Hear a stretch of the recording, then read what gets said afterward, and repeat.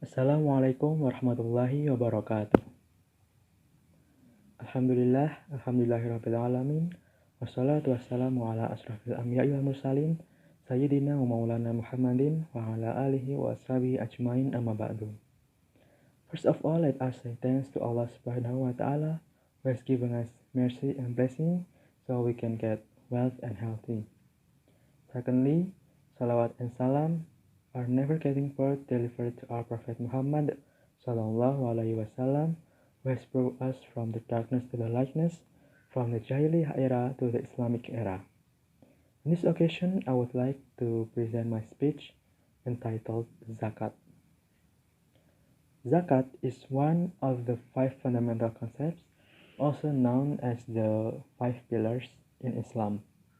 This makes it a compulsory act, and therefore all Muslims must give zakat provided they meet certain conditions.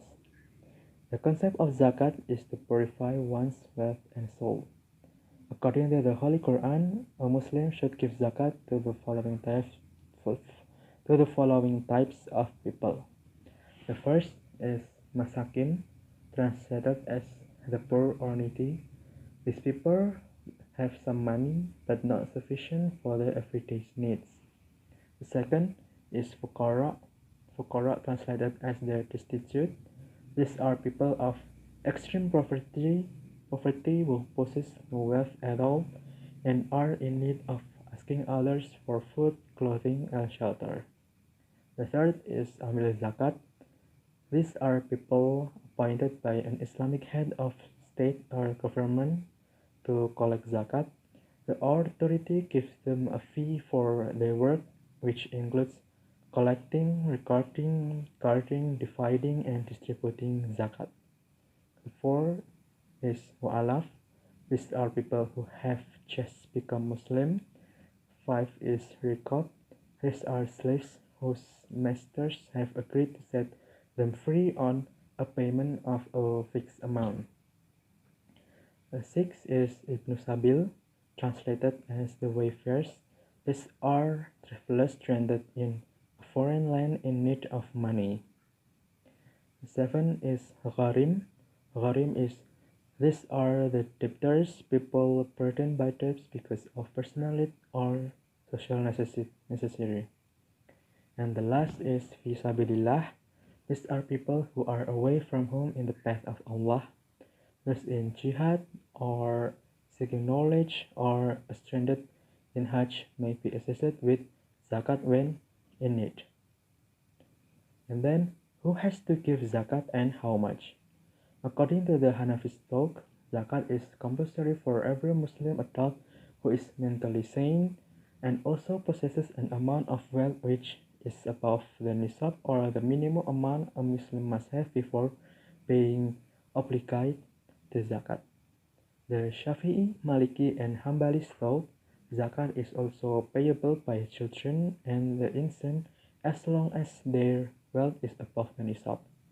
All those Muslims whose saving meet or exceed nisab values are obligated to pay 2.5% of their total yearly savings to the poor and needy. And then the importances of zakat. The first, for purification. Zakat purifies the possession and the spirituality of one who gives it.